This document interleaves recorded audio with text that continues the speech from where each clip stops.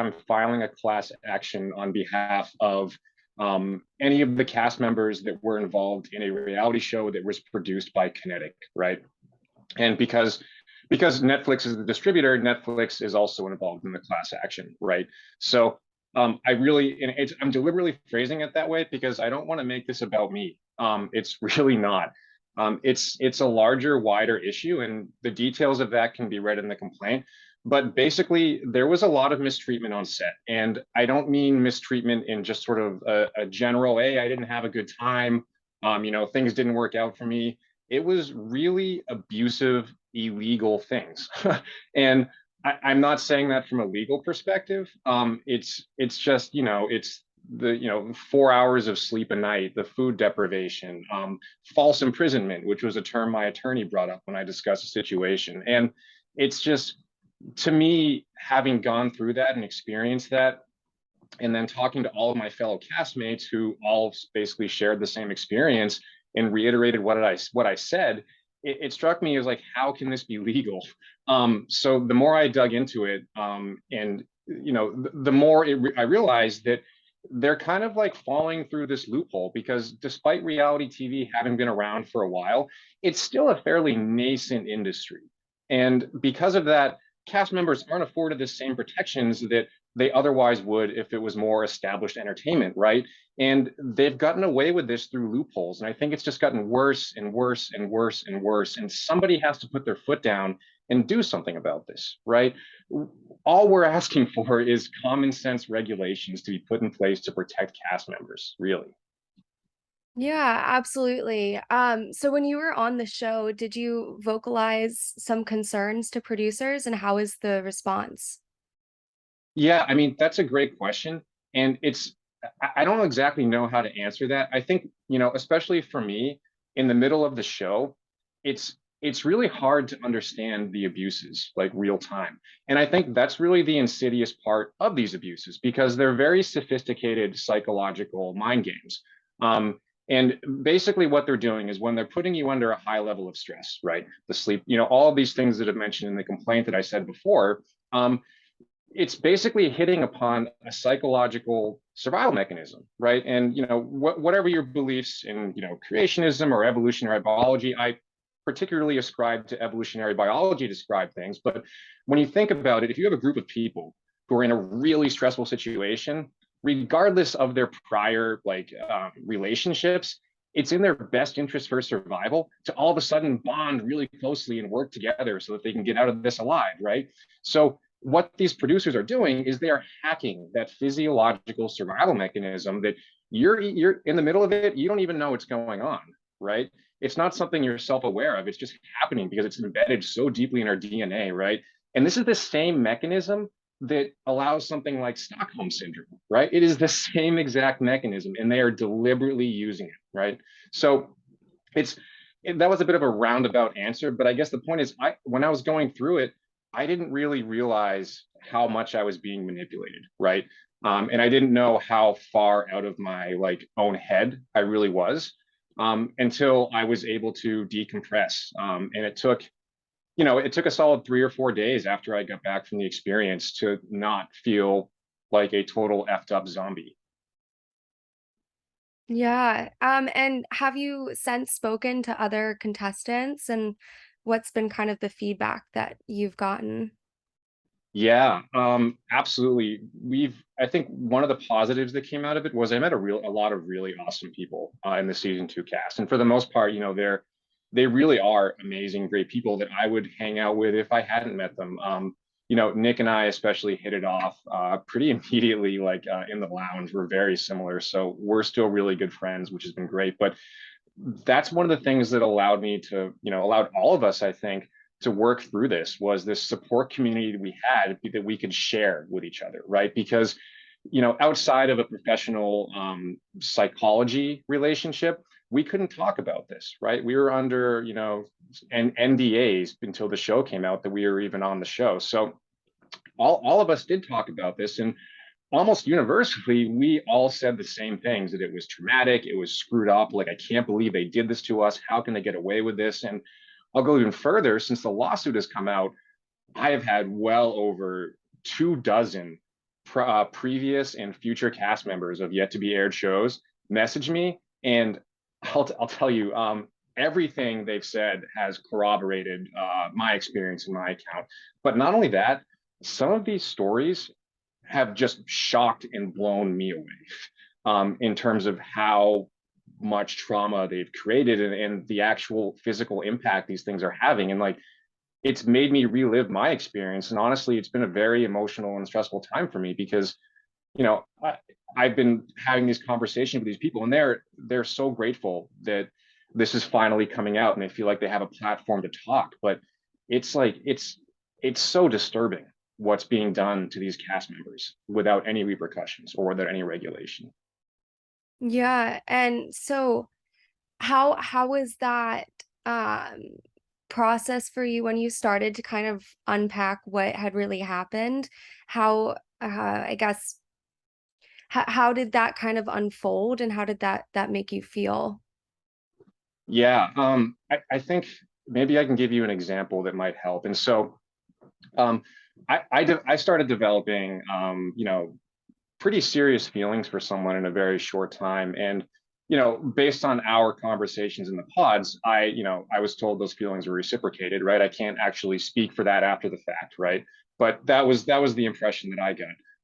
And it was a struggle for me to understand like why this was happening, right? Because my rational mind was saying, well, this is insane. Like, you've just started talking to this person, like, where are these feelings come from? And again, it goes back to the fact that when you're under these manipulations, you don't even realize it, right? And that's exactly what was happening. So I was trying to rationalize it. And um, after I got back from the experience, again, for a solid 3 days while I was catching up on sleep and like finally starting to de-stress and really unplugging from this whole like damaging environment, um, I was still grappling with these feelings and really, really upset because it seemed to me that a connection that I had made had been severed for me, right? That I wasn't allowed to continue that conversation, that I wasn't allowed to continue to know this person who I just felt this really deep, irrational connection to.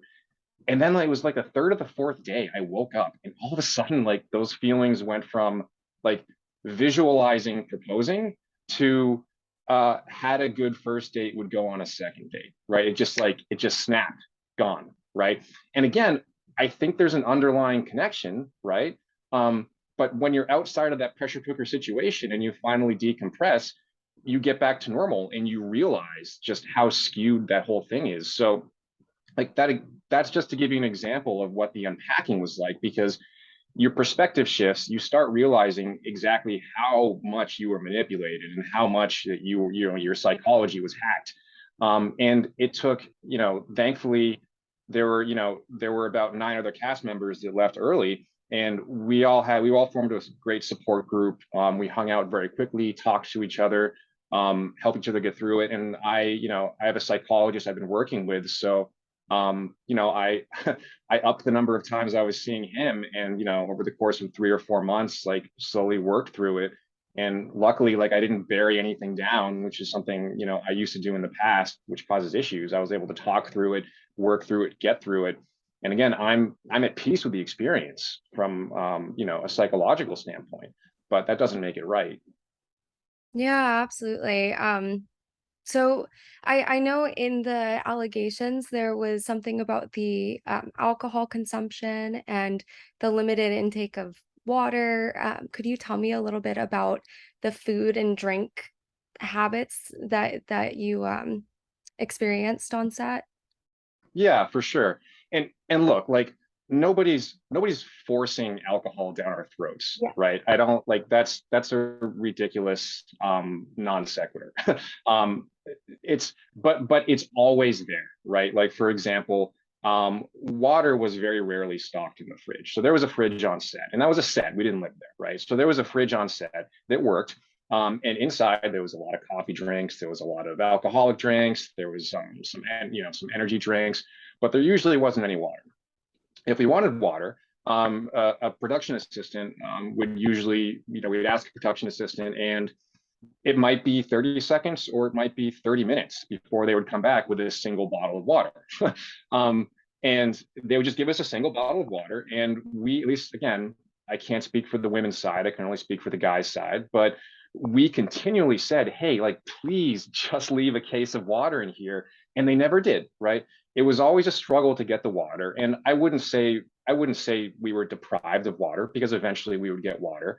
But I do remember constantly thinking, I need to drink more water. Like, I've just been pounding alcohol. And the reason why I've been drinking so much alcohol is because it's always available.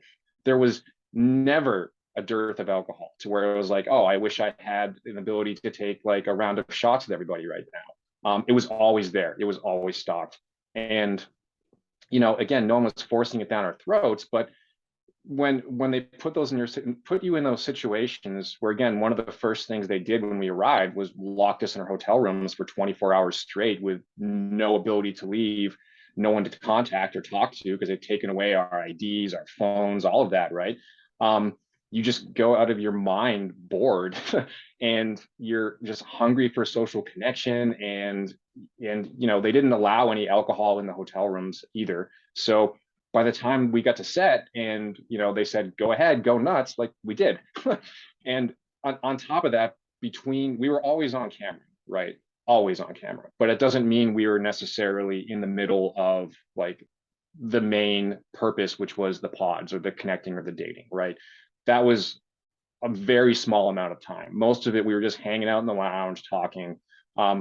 There's not a whole lot else to do besides drink the alcohol that's there. And you're with a group of like 14 other really like awesome guys that I would go out with otherwise. So it just became the norm, right? Mm. So what are your ultimate hopes with this lawsuit? What would you like to see happen? So I think, first of all, I really hope this lawsuit becomes less and less about me as time goes on. And I think I was well positioned in a number of ways, and I don't believe in fate, but there's so many things that lined up that allowed me to push this forward in a way that wouldn't have been possible, even if this had all happened like 2 months earlier, right? It just wouldn't have worked out. So like, I'm grateful for that, but and I have a lot less to lose, based upon my limited airtime, than a lot of other cast members. So, first of all, I want it to become less and less about me, because this is about telling a story, and specifically around the lawsuit. The scope is obviously specific towards Kinetic and Netflix within the past 4 years, which is sort of, as my attorney would say, statute of limitations. But from a lawsuit perspective, I want to establish that like we are full-time employees, right? Not contract employees. Because if we can get the California courts to agree that we are full-time employees, all of a sudden we have a host of protections, right? It's going to become very difficult, if not impossible, to continue to perpetrate these abuses, because we have standard meal breaks. We have to have, we're designated like breaks every 4 hours or something like that, right? And it becomes very difficult for producers to do these things that put us in these stressful situations, which elicit these responses. That's my ultimate goal. That's our ultimate goal from the case perspective. Is, again, it's around that classification of employment law. From a wider perspective, though, and this is not directly related to the case, I want this to be a platform for other reality TV cast members to be able to feel like they can speak up and talk about this, because I've been getting messages from like many other reality shows, and I'm not going to name them because I can't.